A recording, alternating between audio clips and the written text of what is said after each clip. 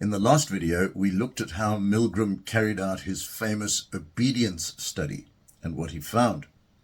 Now, let's step back and ask the question, how good was the research?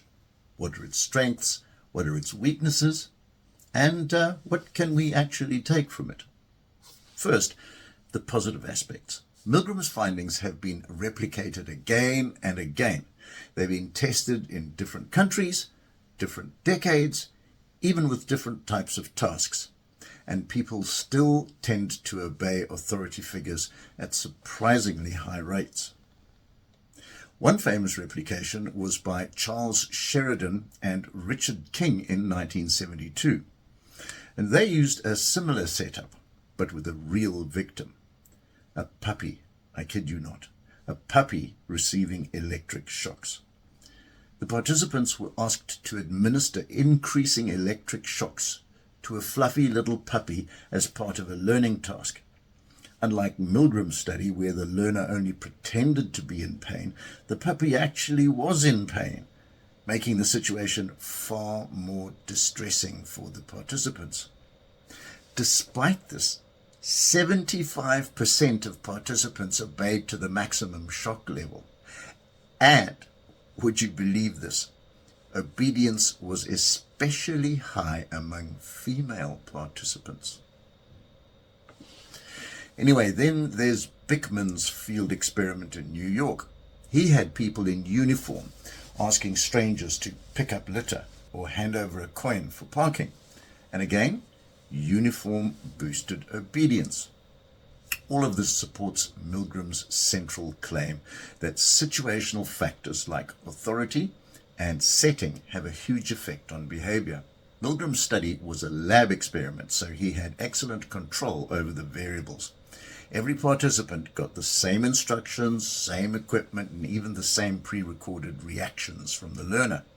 And that consistency allowed Milgram to repeat the study and change just one thing at a time in later variations. In other words, it gave the study high reliability, something social psychologists don't always get. Now to the main criticism. It was still a lab study, and quite a strange one at that. I mean, you don't normally sit in front of a shock generator in your everyday life. So some psychologists argue the situation was too artificial, meaning the behavior might not reflect real-life obedience. I mean, for instance, obeying a researcher in a white coat is not the same as obeying a boss or a parent or a police officer. So, yes, we can learn a lot from it, but we need to be cautious when applying it beyond the lab. Another issue is internal validity. That's whether participants actually believed the shocks were real. Critics like Ornay and Holland claimed that many people simply didn't.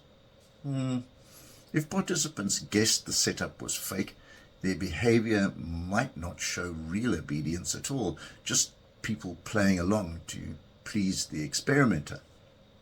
However, Milgram disagreed.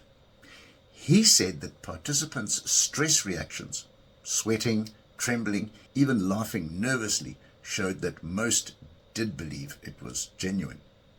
And later research, like the puppy study, supports that argument. So, internal validity is debated, but there's good evidence that most participants truly thought the situation was real. Now to ethics, and this is probably the most famous criticism. Milgram's study broke several of today's ethical guidelines. Let's take a look at a few of them. Deception. Participants were misled about the purpose of the study, and they believed they were giving real electric shocks. And then informed consent. Because of that deception, they couldn't give genuine consent. And protection from harm. Many participants were visibly distressed, some even having seizures from the tension.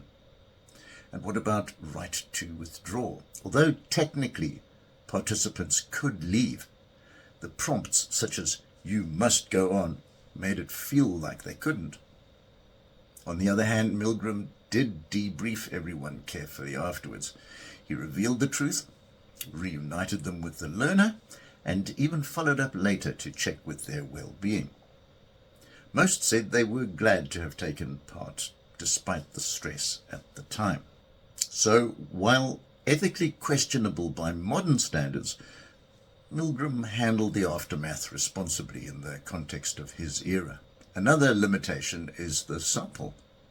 Milgram's participants were 40 men, so that's quite a good sample numerically, but they were all from New Haven in the United States, and that means the study lacks population validity. I mean, we can't be sure women or people from other cultures would behave the same way.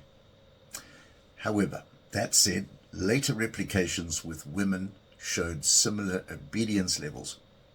But studies in different cultures have found variations, depending on how authoritarian or individualistic the society was. So Milgram's findings give us a powerful insight, but not a universal one. Despite the criticisms, Milgram's work remains hugely influential. It opened our eyes to how social pressures can shape human behavior, and it helped explain real-world events, from wartime atrocities to workplace obedience. It also forced psychologists to tighten ethical standards, which shaped the way for modern research, which is a really good thing, of course. So, for all its flaws, the study gave us one of the most important lessons in psychology, and that is that ordinary people placed in the right situation can do extraordinary and sometimes terrible things.